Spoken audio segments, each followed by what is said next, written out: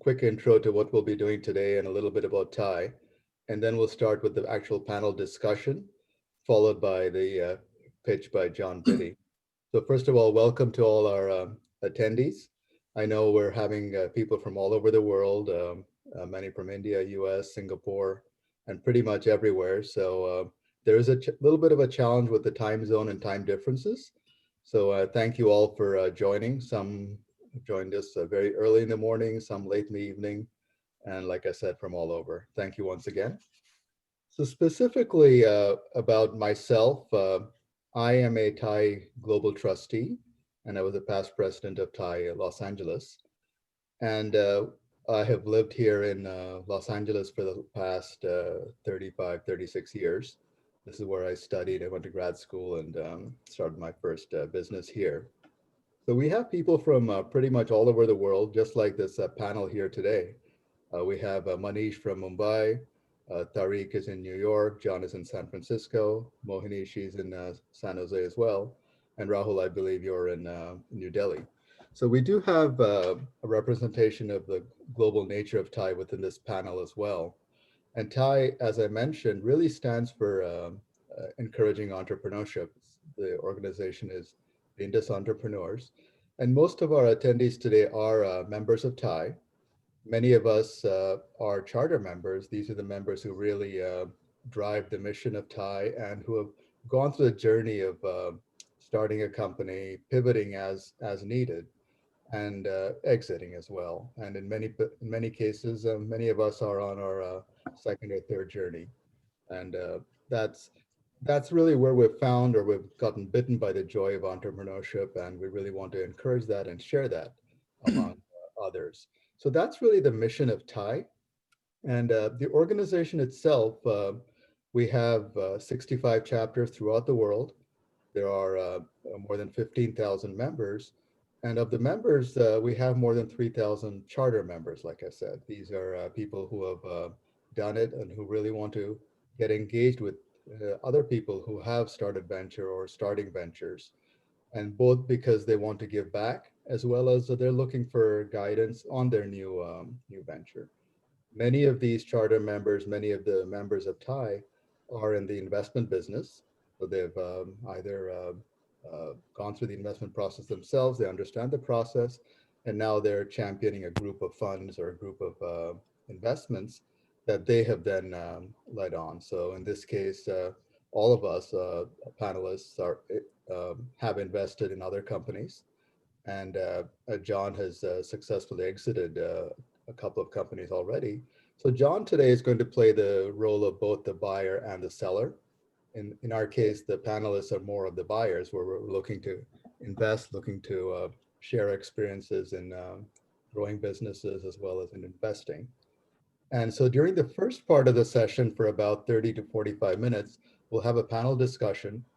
And uh, I ask the panelists to feel free to ask each other questions. If there's anything that you specifically would like to know or want to find out about the industry in general or the other person's specific experience, please jump in.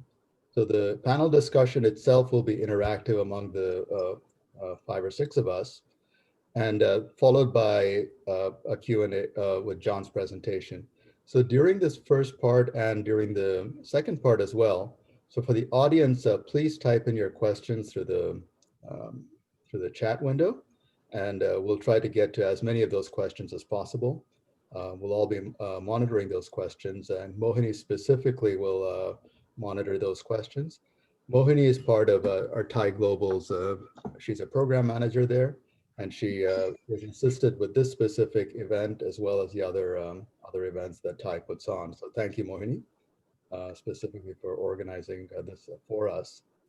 The special interest groups are something that is a key signature program for Thai. And as I mentioned, Thai is organized the chapters, but also they're organized by domains.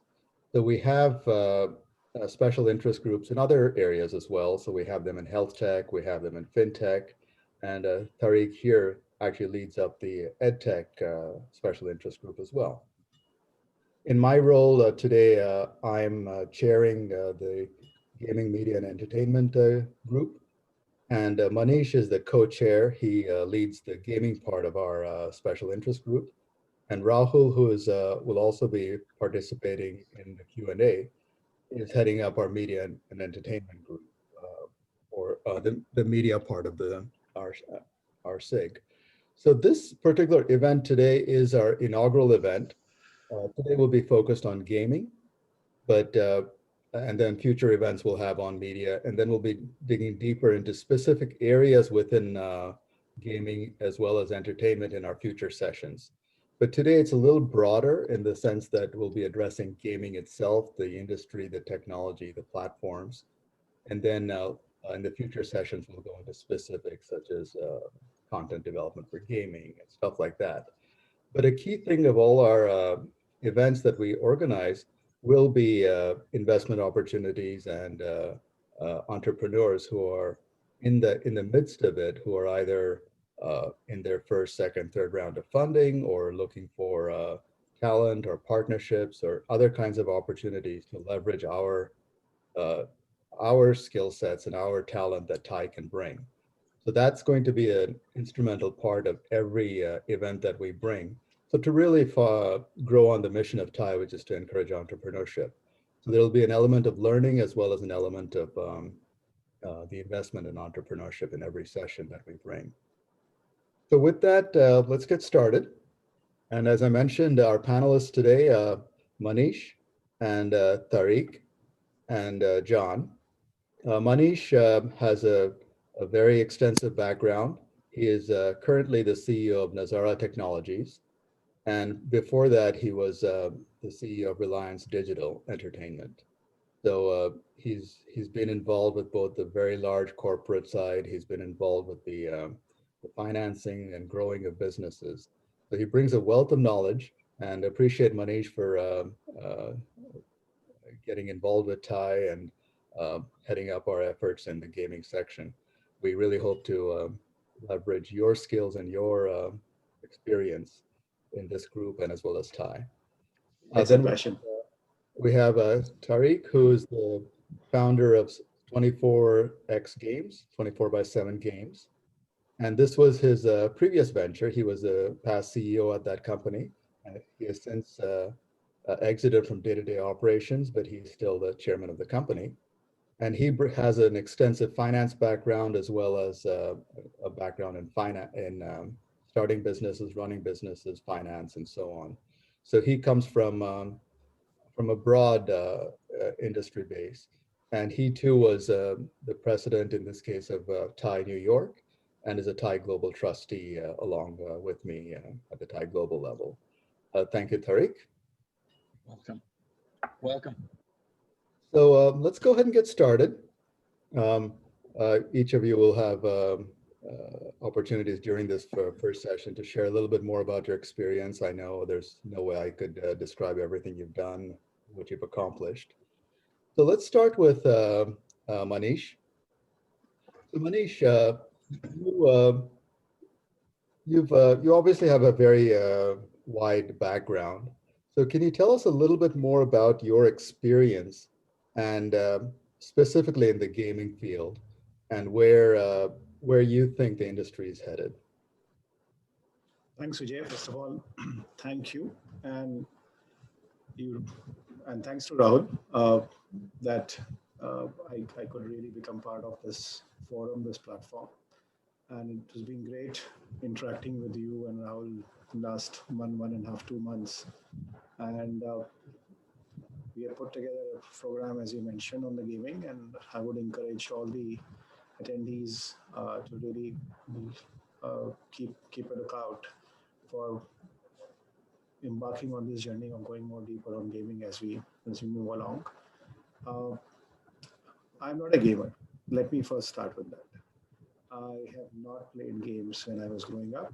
I used to play cricket, hockey outside, and my dad couldn't afford a console or an Xbox or a gaming PC or all that stuff, right? So I am, for me, the entrance into gaming is a serendipity. So it's not some fancy story that when I was 2 year old and I designed my first game or when I was 7 years old, I was playing my first thing. So no, I don't have any such story. Um, uh, I'm a consumer guy. I understand consumer psychology. I did my master's. I'm an engineer, and then I did my master's, and then was working for Unilever selling detergent. Um, and then, to me, shaping consumer behavior is what I enjoy, and the consumer product, and could really do that very, very well. 2011 is when my brush with gaming started. So it's been a decade of doing gaming. Uh, um, as you, Vijay, mentioned in your opening thing, a veteran. Yes, from a nascency point of view in gaming industry, I am an oldie, and there are advantages of being around for a decade now. That uh, most of the Indian ecosystem you have seen, either you have been a friend or you have been a mentor, or a kind of a go-to guy for a lot of startups in gaming in India. And uh, thanks to gaming self freemium part, the free to play part has been growing since 2010-11. All of us, even around the globe, grew together. So a lot of learning I have done with the help of global gaming companies. So just to give you share my experiences, I think the heart of the game is the game design. If you can really translate that understanding, that why will your consumer come back again and again and take out the wallet and pay you. Uh, the challenge in gaming is like any other media entertainment content business. You're not solving a problem. If you have a payment friction, you can solve a payment friction. You have a food delivery problem, you can solve a food delivery problem. Here, the guy has already multiple entertainment options, and now you are creating yet another entertainment option. So it kind of goes against the basic philosophy that yet another content which you are creating, why would somebody leave the existing content and move to your content? And I think that's why this makes it really, really tough business to get into. Uh, it is not for faint-hearted. Like any other content business, you will put in your love, sweat, everything into it, and the consumer will take maybe 30 seconds to 3 minutes to really say, it doesn't work, and they will kind of uninstall it and they will kind of leave it. So Mhm.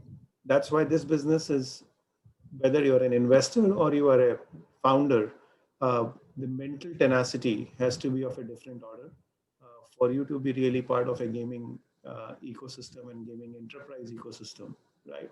Um, Second thing is your past success has no meaning. Every new game is a new start.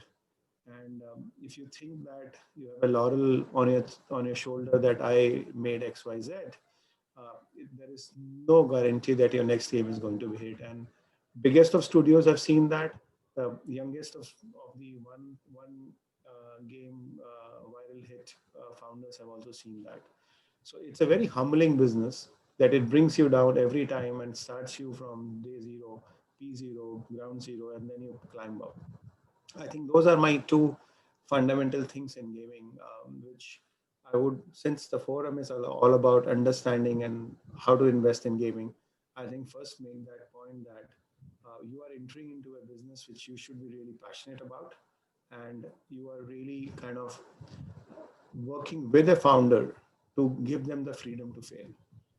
If you are kind of an investor which is uh, having very tight control on what needs to be done, you cannot be a gaming investor. Okay. Thank you, Manish.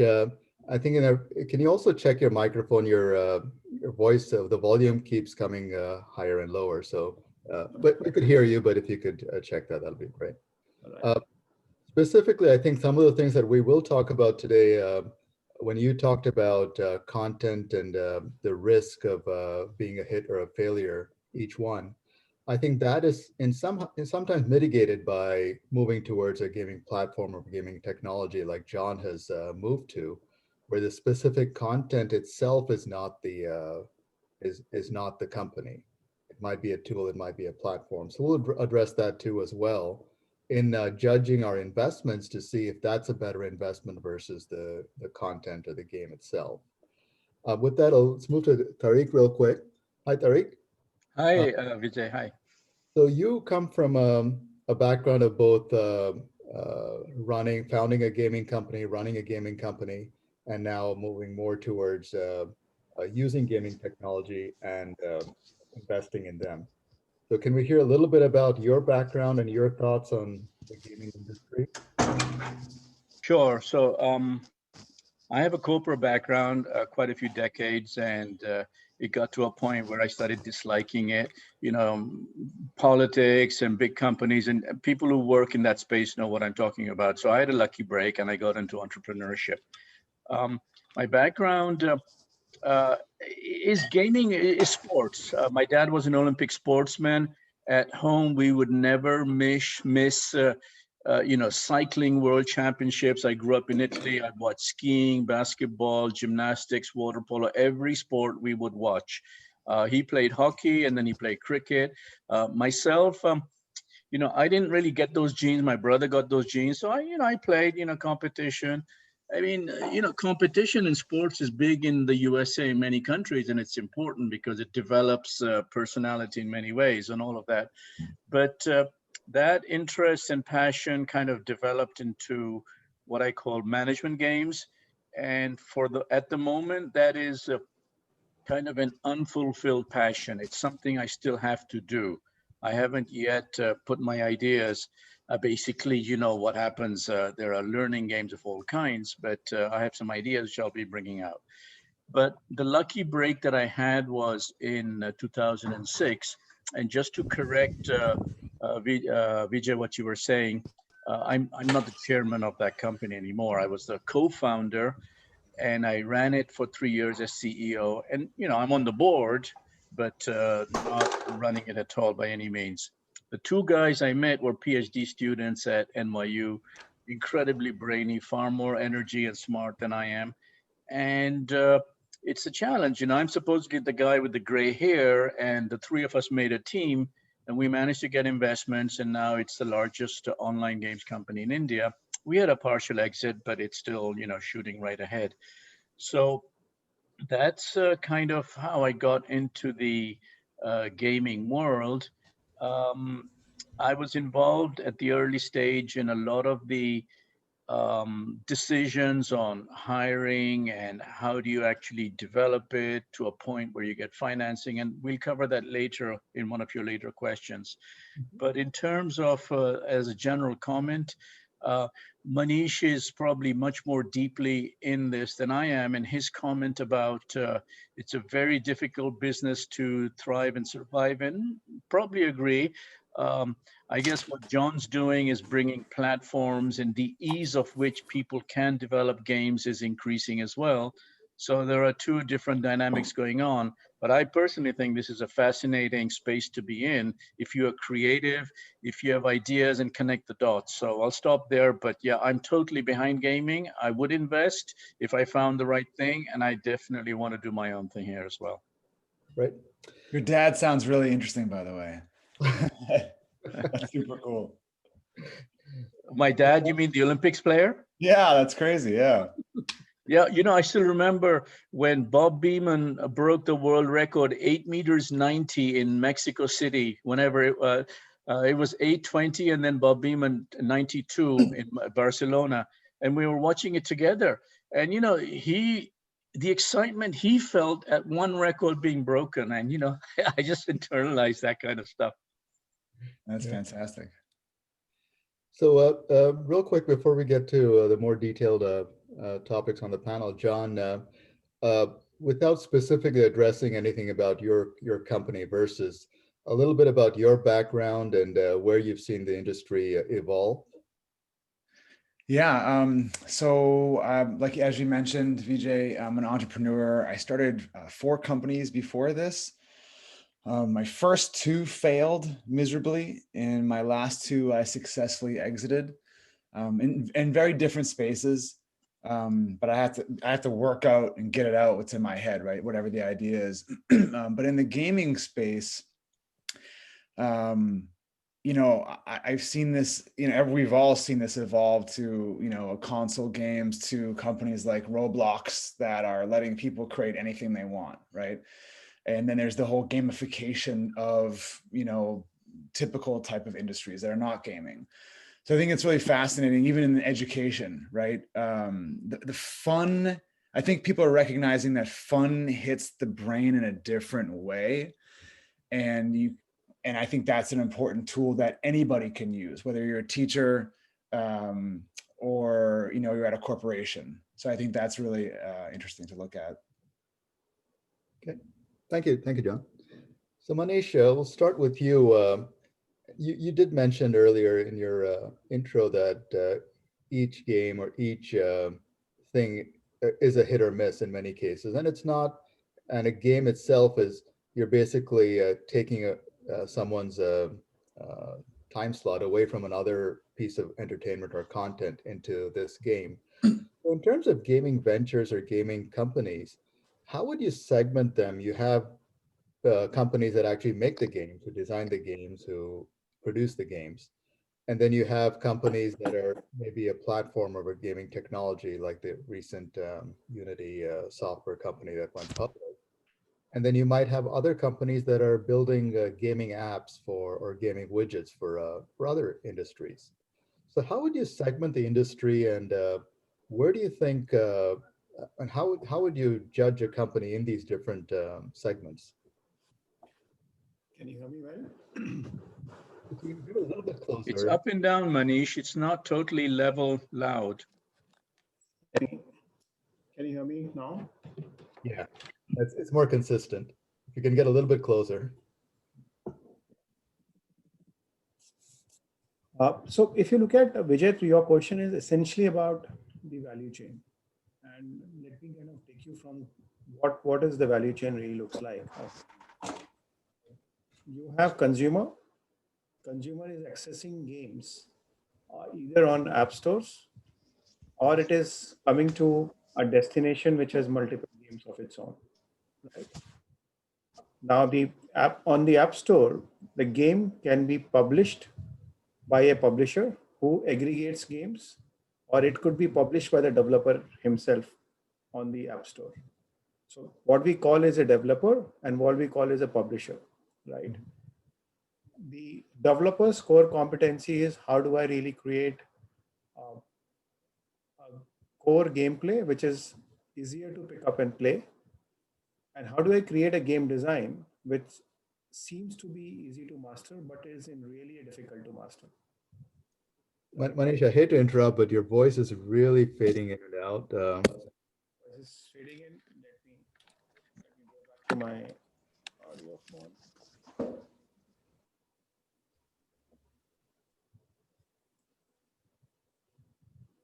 Is this better? No, it's still faint right now. Faint. What happened? It improved right now. Hello, can you hear me? No, it's Can you hear faint. me? I think, Manish, it might be picking up sound from the surrounding room. In case you can shift to another closed room, but we're getting, I think, picked up sound from everywhere. So while Manish gets his, oh, there he is, he's back. Can you hear me? Yeah, just might have to speak up a little bit, that's all. Yeah. So what I was saying is that you have a developer, and then the developer is really making a game design which seems to be easy to pick, easy to master, but it's very difficult to master. And that feeling of easy to master but difficult to master makes people pay for in-app purchases in the game. And that's where you have a whole freemium model really happening. And then the game developer is using, whether it's a platform like Unity or Unreal, or there are analytics platforms, or there are remarketing, re-engagement platforms, or there are bugs, crashes, those kind of platforms. So those are all technologies platforms which they are really using to ensure that they are able to do a great development process and a live operations process, right? Now, from a publisher point of view, it's another publisher which is really working with these developers and understands the user acquisition part. It understands how to acquire users. How do you really have a great optimization of user funnel, ASO, SEO, all that stuff. and then how do I create an LTV CAC equation? So you will have some companies which are really good at sourcing developers globally.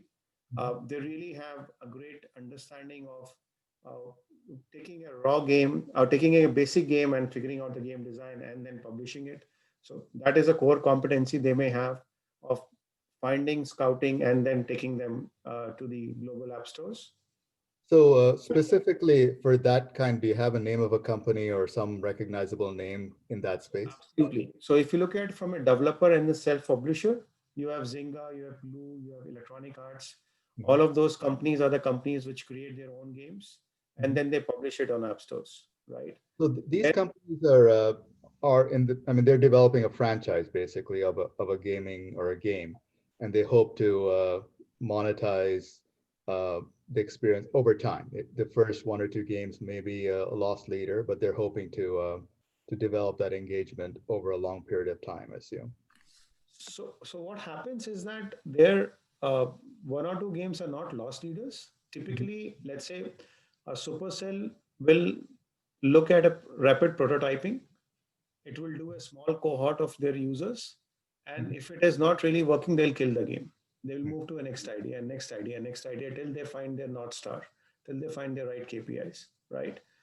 So typically, if you see the large gaming companies, what they for them to grow, they keep on acquiring other gaming studios, Mhm. so that they are not really basing their whole growth premise on their own games, their own studio.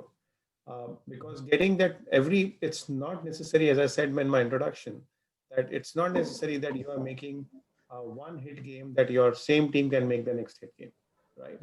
Uh, so you have these large companies which will keep acquiring these smaller companies. For example, if some of you who have been looking and reading news, Turkey has become a hotbed for a lot of large US studios to acquire studios in Turkey because of the great talent pool and the great amount of Manish, you gaming. mentioned Turkey? Yeah, Turkey, okay. Mhm. yeah. So it's amazing ecosystem, and you got one Peak Games, which got a big exit, and out of Peak Games, you have got many splinter game studios which have come out, and then and Zynga is, I think, doing its third or a fourth investment there, acquisition there, right? And I believe for a lot of guys who are sitting in India and they're building in India for global, those kind of opportunities will emerge very, very soon in next 3 to 5 years time period where large global gaming companies will come and acquire Indian gaming studios, which have achieved considerable scale in US, right?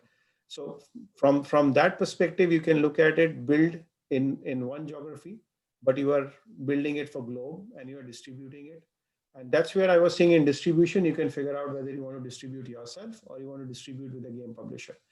Now, to answer your game publisher, if you heard of a name called Voodoo or Congregate or Crazy Labs, these are the names of the guys which have amazing capability of identifying, scouting game developers, working with them to improve their retention KPIs, and then figuring out how do we cross promote one game to another game so that you can have better amount of the CAC can be lower and you can really get more hyper growth. So those are the kind of publishers which you really have. Then you have really like what John is doing. You can build a gaming destination which is outside App Store, and you have built gamified engagement platforms, whether the prediction platform which John has done, or whether it's his fantasy platform which DraftKings and FanDuel have done. These are all gamified engagement platforms which are running off Google, off App Store and Google Play, and there the mechanism is very different. It's not so much of game engine, game content, game level design, game programming. It is fundamentally a very strong offline experience engagement which you are simulating, and then you are figuring out how do I create high stickiness, high retention, high engagement factors, like what Tariq built a strong platform which was not a game for it is a known game, it's a standard game, but what you're doing is you're taking a known game format and you're building a very underlying deep tech to ensure that you have a high amount of stickiness on that, right? So a lot of tech options happen. Like you could have really a cloud optimization, uh, John can speak about AI ML companies which can really focus only on gaming, and how do we do that. You could have really multiplayer platforms which can be created to ensure that your latency is not an issue, or your mobile networks. You can create a high you can avoid disconnections on mobile networks. So these are the underlying companies which are being created as gaming is becoming big on the tech side of it, which would be your B2B, while your app, your destination, or your gamified engagement platforms are B2C. Perfect. Thank you, Manish. I think that really lays out the value chain in terms of from the consumer down to the developer. Um, Tariq, with your in your company, the 24X Games, can you tell us a little bit about that and how it has grown over time and how it has morphed over time? So starting from the end, I pick up a book and I always start the book from the last page. So from that context, we have been mono game for too long. So we're diversifying. So we're going into cricket, we're going into freemium games. We're doing a bunch of stuff that, 3 years ago, we were not even really considering. So in the first 10 years or so, it's been rummy only. And the reason it's been rummy only is because it's the most popular, one of the most popular games in India.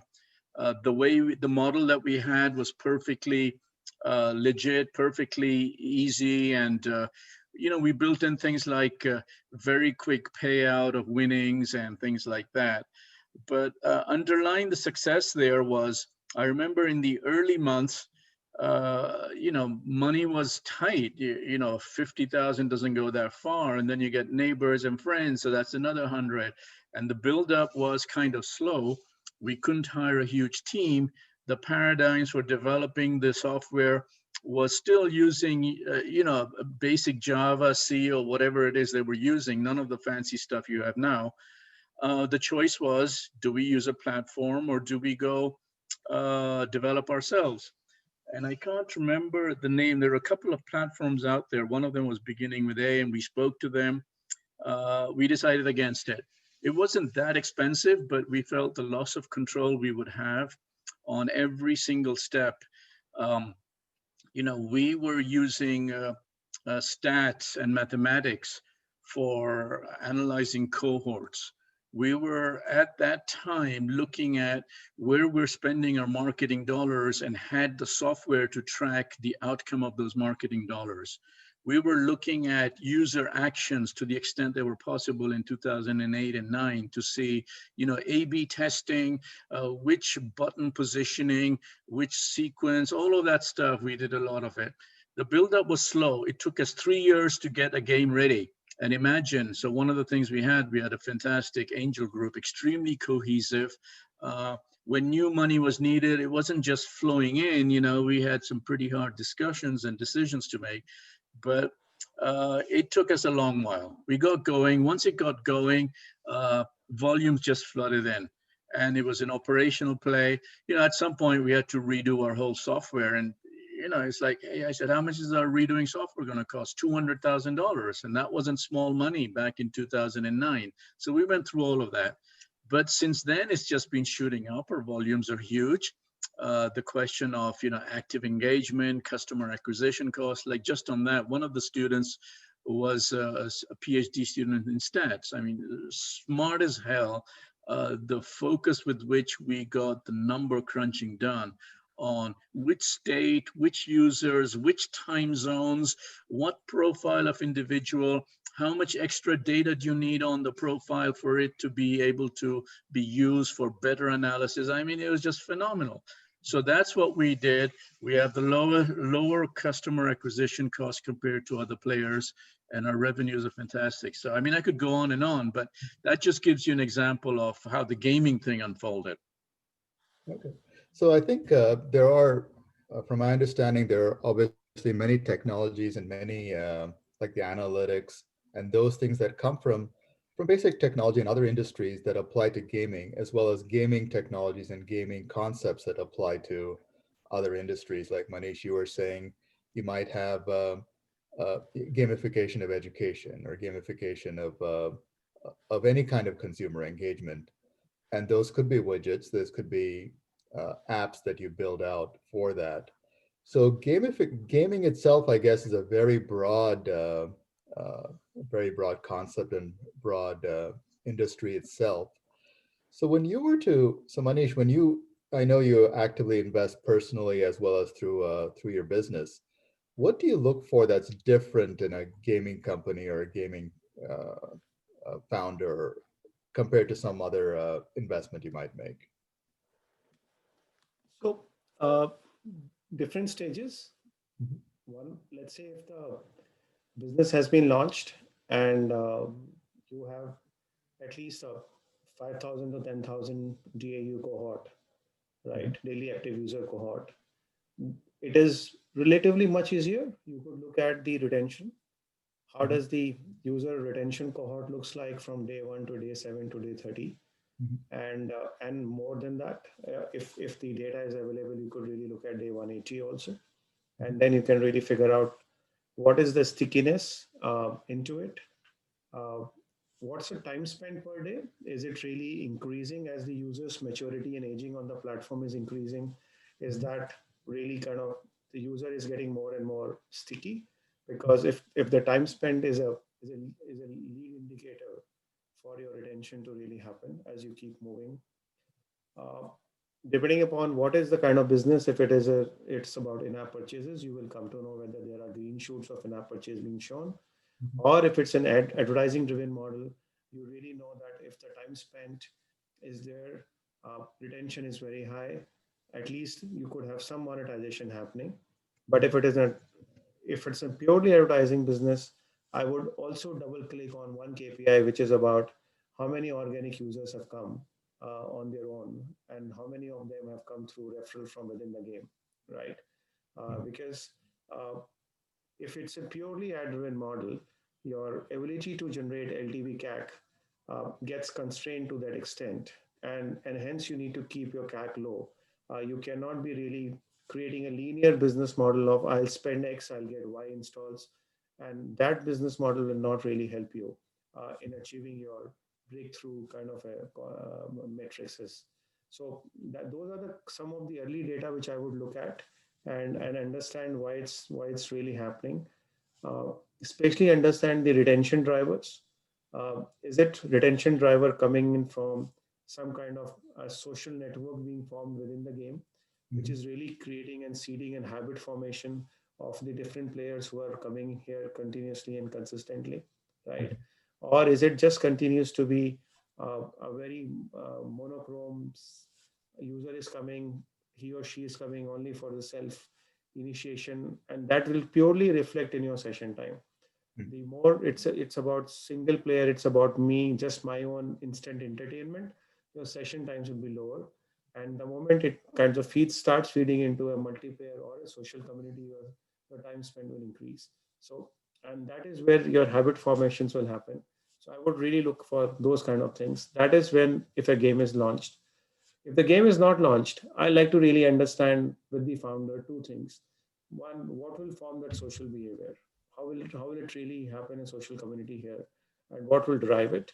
And second, how much is the tenacity and mental pressure, ability of the founder to really take the highs and lows? Because as I said, you may really try your best of the capability, but you may not really get that in your game if it is you're designing a level based game kind of a stuff. So what does really, how sharp is the consumer insight of the founder, and how is that insight being really demonstrated in terms of game design? I would like to kind of get more understanding that on 0 to 1 level, and that will tell me that uh, can the uh, is the thought process sharper? B, can I really see some early kind of the wireframes or UI UX to really see if the translation of consumer insight is happening actually into the execution? And then is the founder really understanding that even if it's scale, how will the monetization actually happen, and what is the core loop, as we say in gaming? what will drive the monetization and how will that core loop manifest? Is the person clear in his or her mind? Manish, I think these are the perfect questions for John when he's doing his presentation. We'll use those benchmarks to question John him. and I have gone through this. Well, okay, for our benefit then. So Tariq, in terms of gaming technology, I know it's people say I'll get 1% of the audience. Now, is there some regionalization, or isn't it better to get maybe 10% or 20% of a smaller segment? And how do you see gaming companies, whether they're regional, say maybe in a small state in India, to a global forum, or it's a small, it may be a very specific domain, but they're trying to really saturate that domain. So in that sense, whether it's say in your ed tech space itself, um, the gamification of those things, does it make sense to really saturate or penetrate a specific domain rather than trying to go broad? You know, this thing about everybody wants maximum eyeballs, Mhm. maximum engagement, and you know, unless you have some magic, you're only going to get that via a very aggressive and effective social media strategy, right? Social media plays such a disproportionate part in getting there, right? And, you know, I'm not an expert at that. You know, I don't even have a Facebook account. And I say, you guys, you handle Facebook, LinkedIn, Twitter, get the millions of eyeballs. That's not what I'm interested in. I'm much more interested in looking at the underlying product, right? So now the underlying product, for me, if you want to have something that grows, you cannot avoid looking at the behavior. And you know, both Manish and John, they touched upon behavior in the mind and so on. So let me give two examples of recent games that I've just phenomena. So there was a couple here in Phoenix, two brothers, and their mother got Alzheimer's, and they were in their mid 20s and software and so forth. And they read a paper from some medical school in Chicago that physical activity helps delay the onset of Alzheimer's. It doesn't cure it, but it helps delay it, right? So they investigated. So they invented a pedal. So they got the mother to sit like a cyclette, but she's sitting on her chair and she's with her feet turning her pedal. They connected the pedal to a laptop. The laptop was connected to an Oculus. And as she is pedaling, she's moving forward in the virtual space, right? So that's one step. Then they connected something to her finger. And that finger, that connection was like a spear. So in the virtual space, they had balloons. They had colored balloons. So the task for her was move forward and pop the red balloons. So she'd pop the red balloons, and they'd give her a score. Then they'd say, okay, pop the balloons in sequence. So you've got so many balloons, but they're numbered, so you can't go, and progressively higher. So they didn't fail, but they had a hard time because people wouldn't buy into it. You know, the old people's homes and so on, it was way too advanced for them. But that's exactly the kind of thing. You look at behavior, you look at phenomena that are happening, and if you execute right. So that's one. The other one is even more interesting. Like today, the model is, gaming model is give a challenge, okay, enforce action by having a reward and time pressure, and give gratification. So, you know, I was having a conversation with a university professor, and in Zoom calls, how does a professor keep attention on 50 kids, whether in Zoom or whether in a classroom, on some complex physics or psychology or anything, you know? A lot of these kids, they grew up on Nintendo, right? So if they grew up on Nintendo, how are you going to keep their attention? And that was just a general conversation. And I found that firsthand about a year ago. Well, I mentored at a local elementary school. And this is just part of my thing to keep my own brain active, right? What am I going to learn from a 10-year-old? Well, guess what I did? And what I saw was my task was to teach him how to read. The teacher had told me he doesn't like to read books. So we went to the library, worked with him. He selected a book, 100 pages. And, you know, paragraph 2 on page 3, he's practically gone to sleep. and then I'm getting him to read, and it's not working. And what I realized was that a long paragraph is too much. So I have to turn it into smaller bits, and I have to almost gamify it. So I'm saying, okay, as I read this paragraph, what was the longest word? Oh, impossible, longest word. Okay, reward. Okay, what just happened now? And I turn my own teaching of what he's doing, what we're having to do, into a little gamification model. And guess what? He started following paragraphs, and then he started enjoying it. So it's a behavior set change. And I'm sure John and Manish and anybody who's a smart gamer, they know exactly what I'm talking about. And if that's what they're doing, they have some chance of, expanding in the local community. And if they get the attention from some big guys, they might grow even more. But I think that is fundamental. And that's what I find very exciting. Build that into your design model, and then you have a chance of succeeding.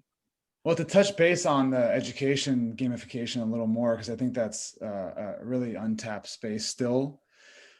Think about it. Like, what's a game you played as a kid, whether it's cards or, soccer or whatever, right? Crash Bandicoot and G-Tunes. Yeah, whatever it was, you still to this day probably remember how to play those games, right? And that's a long time ago, for everybody on this call, when we were kids. And so think about that. So if you go the extra mile and make it fun, turn it into a game, they'll remember it forever. The retention is just locked in. Excellent. So just a quick time check. I know we're at a little past 8:15. Mohini, are there any questions specific that I know we can go a lot with our panelists here, if there are any? Okay, all right. So we'll let's. I know we covered quite a few areas here. So I think what we'll do now is let's go on to John's specific pitch, and then we'll focus our Q&A around that pitch and specific investment KPIs and so on around his company. I think that'll narrow down our panel discussion as well. So John, we'll give the floor to you for about 10 or 15 minutes. If you could, while you're talking about your company, also address how you pivoted, how over the last 2 years or earlier than that, in your specific company, how you've changed, whether it was if you were developing a game first and you went to a platform to something new. That'd be great to hear that story, as well as specifics about the company itself. If there's a pitch deck you want to share, please go ahead. You can share your screen as well. And we'll go for about 15 or 20 minutes with that. Yeah, I can chat. I mean, if you want to see a pitch deck, let me know. But I'll first start it off with the genesis behind this game. It's a prediction marketplace. So it's not a traditional game with swords and cars and things like that, as Manish was saying. But at the end of the day, people, users don't care. It's a prediction marketplace, and there's demand and supply on both. There's demand on both sides, right? So we really made it into a game. So we saw this naturally occurring phenomenon that happens every day, all day, with every human being. We're wired. Our DNA is wired to make predictions and have opinions. We're doing it all the time. It's fun for us. We can't stop. It's not work, right? So this is not a pattern. This is not like a trend or anything like that. It's just something that's been happening forever. So then I thought to myself, wow, all this talk and people aren't getting rewarded for their knowledge. So our whole mission is knowledge should be rewarded. So, in the beginning, we launched this company without heavy technology. We first launched it with that experience in mind, and we were just creating games, like a few of us, and putting it out there. And we just were like, wow, we cannot scale this way. You can't scale throwing 1,000 humans at creating all these games, because they have to be relevant to people's economic sensitivities, demographics, geos, what's happening in the world. So that's our pivot, was basically a technology pivot, where we really bolted on a lot of heavy machine learning technology to create this engine. So At the core of our game, it's a prediction game where people get rewarded and paid for being right. People are predicting the outcome of their favorite brands, celebrities, TV shows, songs, sports, whatever's happening. And they get to play for fun and for free. They get to win cool prizes, and they get to win cash prizes as well. But the only way to do a prediction marketplace correctly is you need a tremendous amount of data. So how do you get all that data? You need to scale. How do you scale? You need to appeal to the masses. How do you appeal to the masses? You have to have a lot of content. Like I mentioned, you have to make it fair, fun, and simple. So we made it into a game. So that was our basically our pivot was a lot more technology. We launched this technology in 2019. And ever since then, it's been a really interesting journey. We've scaled up to over now at 4.3 million monthly active users. We're generating revenue and we're profitable. And we're fortunate enough to have some of the most amazing investors in the world on board, from Sergey Brin, the founder of Google, to Bruno Mars, the pop star, celebrity, to Scooter Braun, the manager that manages Justin Bieber and Ariana Grande and Katy Perry and all those people, as well as Rizwan Virk. You might know him. He's one of the fathers in the gaming space, to Roblox as well, which are going public pretty soon. So really happy there. And the game itself is a very simple thing. It's a binary decision. It's X versus Y, yes versus no, something versus something. And you come into the game and the revenue model is in-game purchases, pretty standard and typical, just like Pokemon. You're going to go buy a bundle or a pack of coins, and you use those coins on a really cool sword or something, whatever that game is. On this game, you're using those coins on a prediction. So let's say, Manish, you're really into music. So you see a game and it's Cardi B song versus, Drake's song. Which one do you think is going to be #1 on the Billboard charts at the end of the day today? So you'll go in and put $5 worth of coins in on Cardi B. Then the machine goes out, this matching machine goes out and finds your match, just like Tinder. But in this scenario, your match is your opponent. So what happens there is Vijay also picked Cardi B. Well, it passes over Vijay, right? Tariq picks Cardi B, passes over Tariq. Then I sit there and I raise my hand for Drake. We match up, right? Because we're opponents. So now it's 1-on-1 on each side. There's a 50-50 chance, somebody's going to win, right? Which is great. Because we're a very purpose-driven company. We think knowledge should be rewarded. We want people to win, and we want to put money in their pockets the right way. So then let's say, Manish, you win because you picked correctly. You get your $5 worth of coins back, plus my $5 worth of coins, minus our versus game transaction fee. So that's a transaction fee is our revenue. And that's the user experience. Pretty much you can just play and cash out whenever you want. So people treat us like their ATM machine, which is a fantastic position to be in. And up until a few weeks ago, our patent pending machine learning technology has been creating all these games automatically and publishing them. And what is happening there on the technology is there's a few steps to create these games. One is this engine has to go out and figure out what's trending in the universe, what's happening. So it looks on every API database you can imagine, looks at sites like CNBC and TMZ and everything in between, right? Now, just because something on Fox News or CNN is published doesn't mean it's real. So the next step is validation. So we have to go verify and cross-reference other sites, cross-reference social media. Like, okay, this thing is real. Then we have to go figure out if this thing is trending. How popular is it? Like, who cares, right? So then we go look at the rate of change of the data set that we're looking at. So that could be IMDb, stock, Netflix top 10, YouTube views, social media stats, website download, app downloads, whatever it is. Like, okay, well, this thing is actually trending. So just because it's real and trending doesn't mean it's going to be a good game for you. Or maybe it's going to be a good game for you, Manish, right? But not you, Tariq, right? So we have to figure out, okay, well, have we done a game like this? We have to check off a few boxes. Have we done a game like this before? Have in this industry with these characters, at what price point, what geos, what demos were we hitting? Was it popular? Was it profitable? So if it checks off all those boxes, it creates this game automatically, the characters and the question.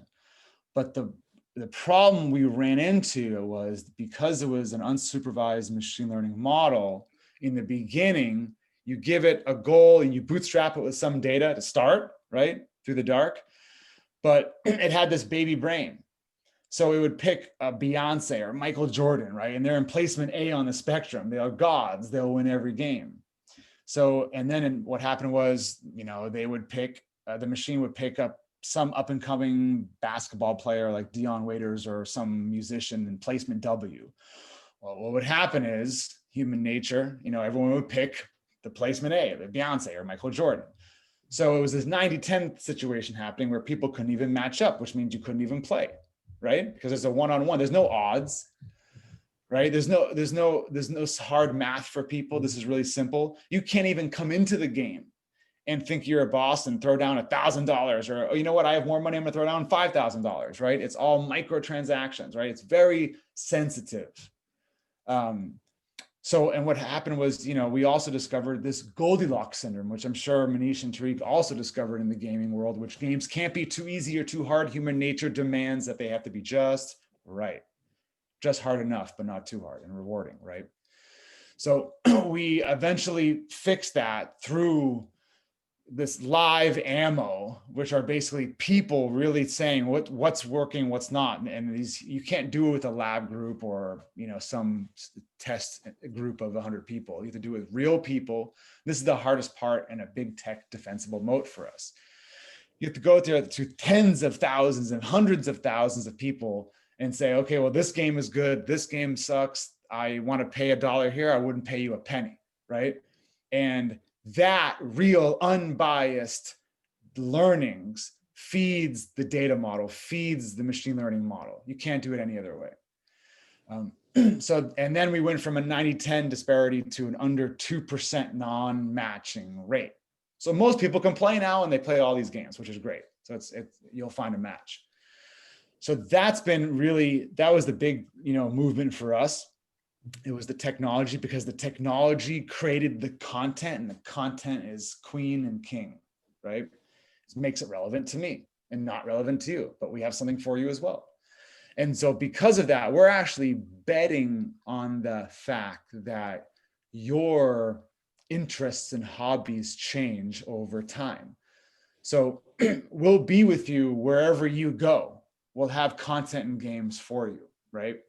And one way to ensure that is this creator economy that we launched a few weeks ago. Now, the creator economy is everything. It drives massive dollars in industries, right? Social media, YouTube, as everyone knows. And what we wanted to do, it's just kind of like a Roblox situation, but a little different.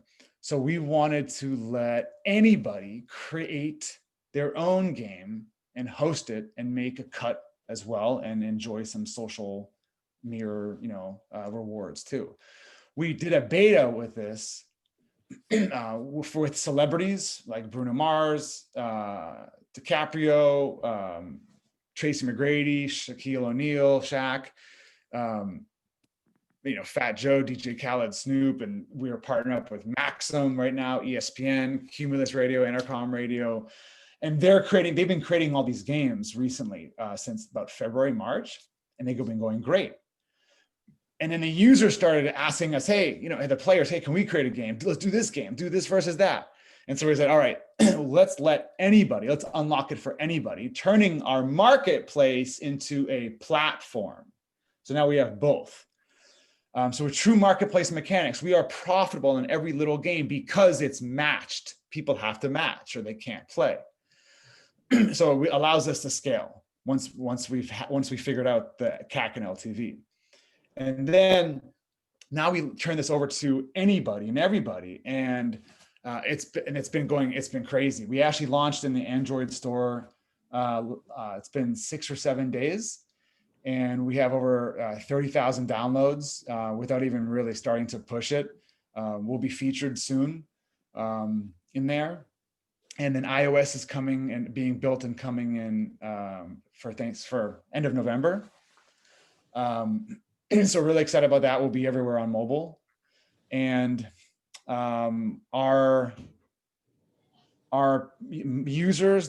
percent of users that were playing for paid games and spending money was around 7% monthly, which is pretty good, pretty high in the gaming world. But it jumped to 42% for the user generated and hosted games, which is amazing. So that means, because we're buddies, we're friends, you're gonna trust me, right? Because I'm sending you this game now. Hey, I got this cool game, I created it. And by the way, I know it's gonna be instantly hyper relevant to me and you, because we've been talking about this, right? We've been talking about pancakes and waffles, what's the best breakfast food. We've been talking about Mike Tyson versus Evander Holyfield in the trilogy match. I know you, right? So it becomes instantly relevant to whatever I'm talking about, to core groups of people. So it's been really fun. So I'll pause there and see if anybody has any questions. So let me start out. I know we didn't look at your deck, but I think the way you explained it, it's pretty clear what your product or your service does. So how are you, I mean, what would it take for someone else to do this concept of binary, this versus that? If that's so universal, why can't Manish go and spend a few $1 million and build it himself? Yeah, it's a great question. You have to spend a lot more than that. But anybody can do anything with smart people and a lot of money. Mm-hmm. That's a fact, right? So DraftKings tried doing this. They tried doing TV shows like The Bachelor, and I forget what another one or Tiger King. Some TV shows when the quarantine hit. Mm-hmm. And it was a flop, because it's really hard for big, companies to pivot. It's real talk. Especially when you have a group of users that are into hardcore sports, let's say, or one thing, and you show them a TV show, it's not relevant, right? But, anything is possible. So the big deal is, the only way, like I mentioned in the beginning, the only way to do this correctly, you can go start this company with one person coming up with a game and putting it out there. If you build it the right way and you watch out for all the regulatory and legal pitfalls. So number one, it's very time consuming and expensive to go and figure that out and check off all those boxes before you start the company.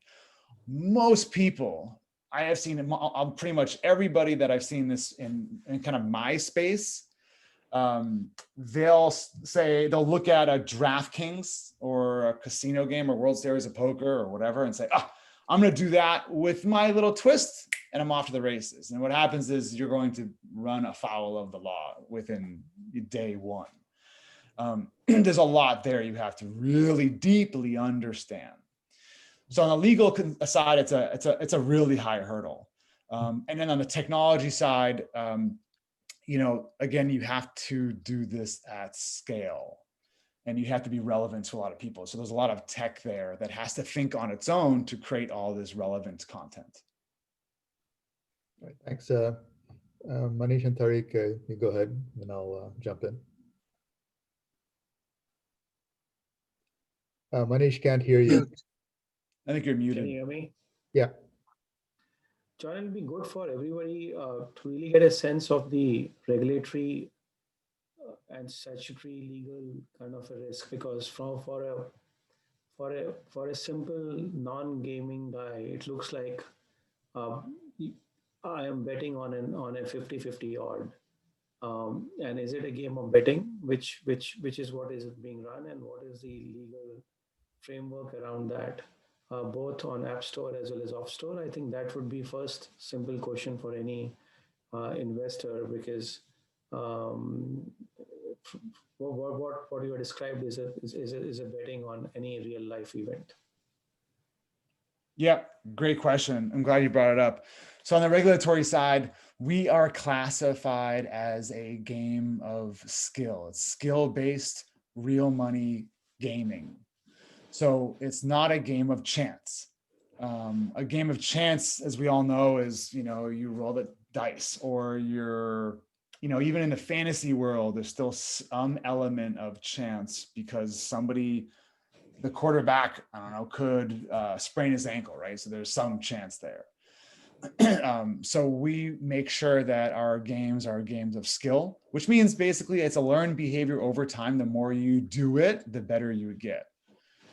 So it's like if one of my lawyers threw out an example where if you drop a golf ball in front of you and Tiger Woods, there's a chance you might hit a better ball. But if you drop 5 in front of you and 5 in front of Tiger Woods, there's no way in hell you'll win. But if you practice over and over again and put in the time, then you'll get better, right? So that's the important general aspect there. This is why we've been able to launch on the Android App Store, the Play Store. They don't touch gambling apps at all. This is why we're able to partner up with companies like Skrill for our payment provider.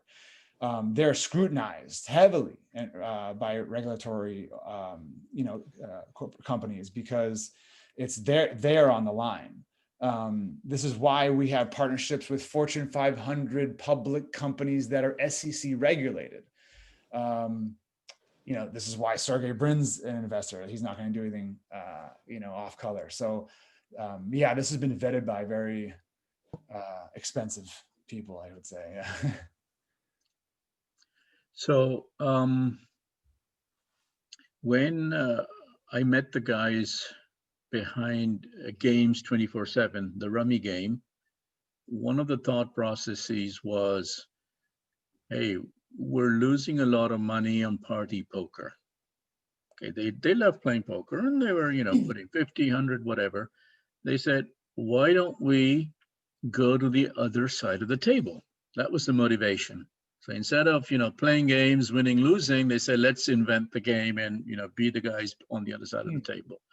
So John, what I'm seeing, if I've understood your model correctly, is that you're kind of empowering any individual to move to the other side of the table. Yes. Is that part of your essential thought process? Yes, you're exactly right. And you nailed it eloquently. That's right. So we turned into a platform so other people can become by de facto the house, if you will, in this kind of, in your example of the card world. That's exactly what we're doing. Right. So then you keep evolving that model. So if I, as Joe Blogs in the street, become the house, you're giving me a decent amount of creativity on the questions that I pose. Like, I could invent a memory game for 6 of my family members. Hey, who burst a tire on that road trip, for example, right? I could invent something like that as well. Mm-hmm. Or I could, my mother's losing her memory. I mean, she's passed away, but I remember in the last few years, she was losing her memory. And I said, okay, we're going to get photographs from the 40s and 50s and see which aunt remembers immediately who are the people in the picture, right? Could I also do something like that? Yeah, absolutely. You should see some of these games that celebrities and corporate partners put out there. It's wild. It's kind of the wild, wild west. So, and we just make sure it's in our framework because that's underlying tech, and then they can go and be very creative.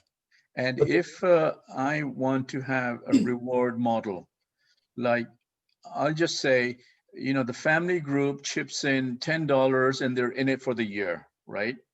And then I distribute to whoever gets the answer first. You've done all the legal and reg checking to allow me to do that in whichever formula I want. That's the whole point. Yeah, exactly. It's all done for you. So people, that's the thing. We're not creating a new human behavior. We're just enhancing what people have been already been doing, right? So I think I always look at No, stop there. You're not, because the thing that you're introducing is the reward mechanism, which is more than just an applause and a smile. right. Well, people can also like if you go and do a dollar bet on whatever you're going to talk about with a friend, right? So there's some reward there too, you know, that's been happening offline, but we're bringing it out. We're involving the masses, so people can really monetize their ideas and monetize their network, right? Right. And I think there's 5 things to make a game successful. Natural motivation, right? Desire to play with or against friends, something that an experience that enhances your life, hooks, which Manish, you were talking about, and rewards, which Tariq, you were talking about. Those are the 5 critical components of a gaming experience that make it successful. John, can we talk some specifics about, you mentioned the 4.3 million active users. So in terms of financials, where are you and where are you headed? We did about financials as far as revenue last month. We did around Revenue, 2.6 million. Pardon? Sorry. Can you hear me? Yes, go ahead. So last month we did around 2.6 million, and been growing our, and then we take basically 25%. That's our cut, basically. That's our revenue, our transaction fee. So our goal is to get to 1 million monthly net revenue, and we're on track to doing that early in Q1. Our retention rate and our cohort data is really best in class because of all the things I mentioned, and you know, again, we're enhancing what people are already doing. You know, after about 6 months of being able to track it perfectly, our retention metrics are around 40%, hovering right there. So that means people are playing at least 1 game per week to get into that. So that's really good retention as well. So with you earning, you're earning basically on every game, you're net positive. So what's the reason for raising funds, and why are you raising the money? What will you be using it for? Mostly to go faster. We know how to get a user and keep a user. So most of the funds will go towards user acquisition and growth. And then also product. There's a never ending list of features and things to do on the product side. It's mind blowing and just really, it's a lot there. So, you know, we also want to staff up a little bit because, you know, we're running, you know, with a pretty small team. So we want to help people out and, you know, do more. So we're not even capturing half of the opportunities that are coming our way on a daily basis. And that's a shame. So we want a little couple more people to help us out and capture those opportunities and run faster and grow. So what's your, what are you raising right now, or what are you looking for? We're probably going to raise around 15 million. And so we're on our way with that. And this is mainly from a Series A kind of round, or? Yes, exactly. This will be our Series A. We've done. You're mainly to VCs. Is that where you're targeting the raise from? Yeah, it's VCs, some angels that are strategic. So yeah, it really depends on the person and what they can do to help, really. And roughly what valuation are you raising this at? That depends. So we're gonna let the market speak to that, but we're in talks with a few people to figure that out right now. But and you're more so far, how much have you raised? So far we've raised 5.5. Okay. Another round that some of us were involved in was about 18 months ago. That was Yeah, that's right. You were involved with that. Yeah. Ty, you guys came in, I think, on our first or second small right. rig. That was early on, right? Yeah, Los Angeles, yeah. that's Right. right. Okay. Uh, Go ahead, Tariq and Manish.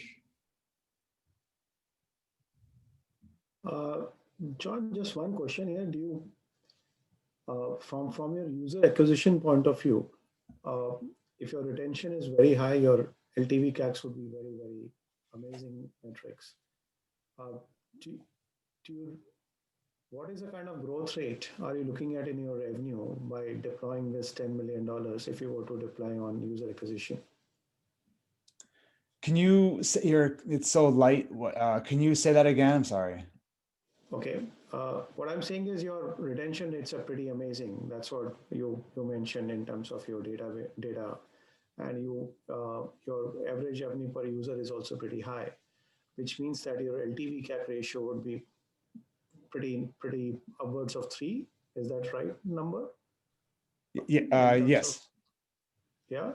So given that you are very, very positive, and there is a huge retention happening, uh, what is the kind of revenue growth you are going to look at if you were to deploy, let's say, out of 10 million, 7, 8 million into your user acquisition? Is that the plan? That is the plan. Exactly. Yeah. We think we'll be able to get into a revenue growth rate of a monthly or in the 20s, 20s and 30s, where every month we're growing 20, 30% month after month, month over month. And is this main all growth going to come from US, or you're going to look at new geographies for your growth? Oh yeah, no, actually, so US is number one right now. India is our second biggest market and fastest growing. But US is massive for us.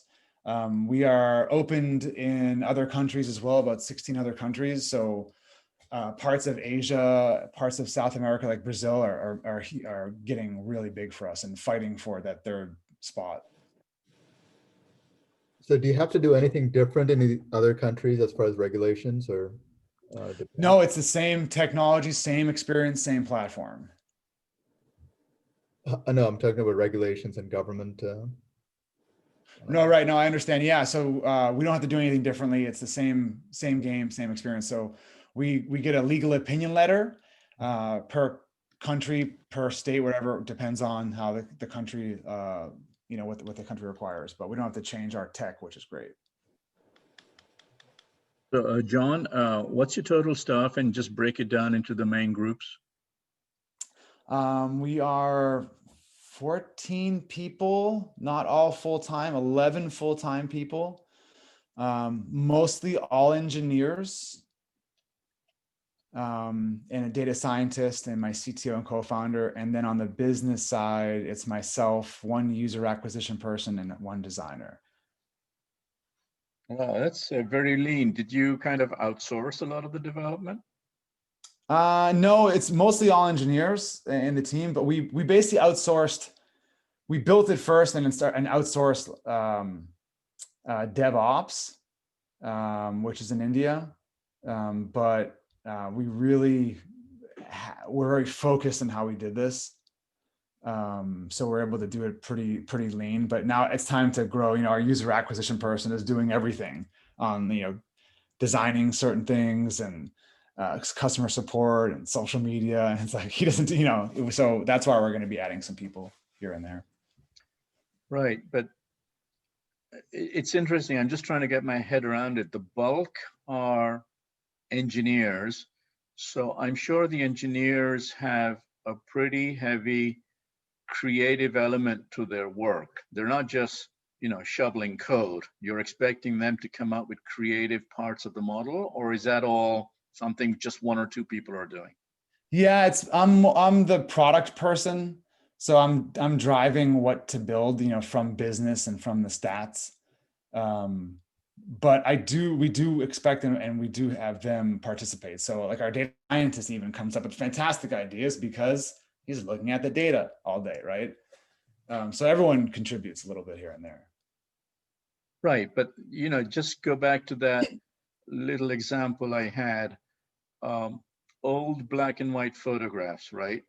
Now, your guy could say, hey, we don't have a camera that captures the photograph from Joe Blogs that can be put up, right?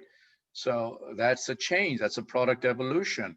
You could say, forget it, we're not doing that. Or would you say, yeah, we'll accommodate whatever the market throws at us, market being the users? Yeah, oh yeah, we look at, great example and great question. We do look at the market constantly. The market and the data drives the business needs, which drives the product.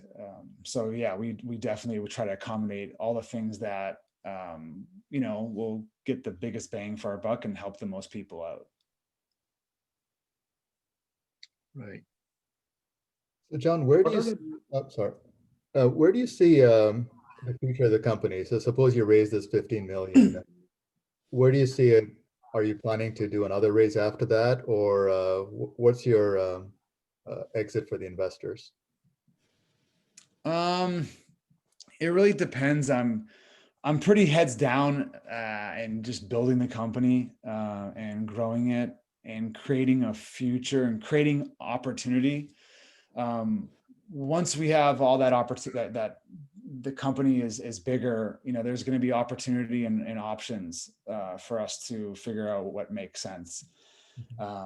Whether we run this on our own and it's just, creating a great dividends and great return, or, one of our partners, might be interested in eating us up too. Right.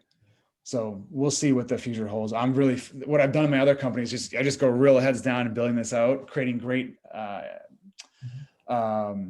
relationships, and then see what happens. So with respect to your other ventures that you've built, where would you rate this or count this? Oh, this is by far my passion and the most fun. I think I'm doing this one the right way, much better than the others. The two of them were successfully exited as well, but I've never been involved with a company that has so much wind behind it, and steam and momentum, and everybody wants to help out. Everybody is so excited about this. Everybody wants to see this win. So it's coming no matter what. So I'm really grateful for that momentum and that energy. We have just a few more minutes. I'll give Manish and Tariq a couple of minutes to ask any more questions of John before we wind up today's session. John, just one, if you could outline one really risk which you see. Everything looks great, but what could go wrong in your opinion if there was one risk which you were to kind of share with all of us? Yeah, so the biggest risk is if people, get tired of monetizing their ideas, or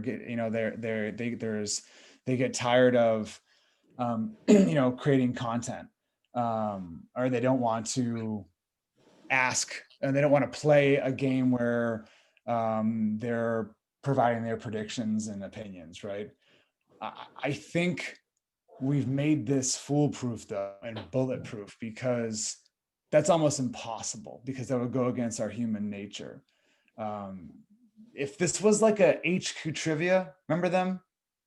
A trivia game? Well, that's work, right? So this is different. People just do this all day long. You're doing it right now on the call with me about this, right? We can't help it. So people would have to just get completely tired of doing that. But the problem with that is, us humans, we have this romantic relationship with ourselves and our ego, right? We can't get away from that. So we've really put two things together, this naturally occurring phenomenon that happens all the time, when we smash together limbic resonance with that to create this perfectly designed loop, right? So I think that we're pretty risk-free from my perspective. John, maybe you said this earlier on. I know you did earlier startups, but what did you study at school? What was your passion, if you had a passion in those formative years? Yeah, school was business management. And I had no idea what I wanted to do. My first company was, so the day after I graduated university in the East Coast, I flew to California the day after, that morning after, and I just felt like home with one bag, one-way ticket. And it was great out here in San Francisco. And I jumped into a sales position. And I'm so grateful I did, because that helps you learn how to communicate and understand people and give people what they need and what they want, right? And help, guide them to what they want, right? And then from there, that's when I started other companies, and they've been all over. So my passion has really been starting companies and bringing it from 0 to 10. And it doesn't matter what industry it's in. It's been all over the industries, from consumer to clothing and apparel to hardcore B2B SaaS technology companies to now gaming, right? So I look at more starting companies like, what am I trying to solve? And then what's the solution hat I can apply to it? And so if this was, a SaaS solution, I would have been doing that and not gaming, right? So, but this is actually gaming instead. So that's the solution. So that's how I kind of look at it, my passions. So on your team or through your investors or advisors, do you have any heavy duty types like, cognitive psychologists or people, the intersection of data science and artificial intelligence? Like, you don't have all that shit, right? So you got to bring that shit in from somewhere. You got to have some real brain power, because otherwise the risk that you mentioned to Manish, that people get bored. So either you're really putting that in at the highest, most level brain power, or forget it, you'll be done in 18 months. So I guess, what's your risk mitigation to bring those kinds of people in? Yeah, there's a lot there. So one thing is, none of us have a gaming background on the core team. Not one of us. Again, that because we're looking at trying to solve a problem, and we figured out whatever the solution is, right? Oh, it's a game.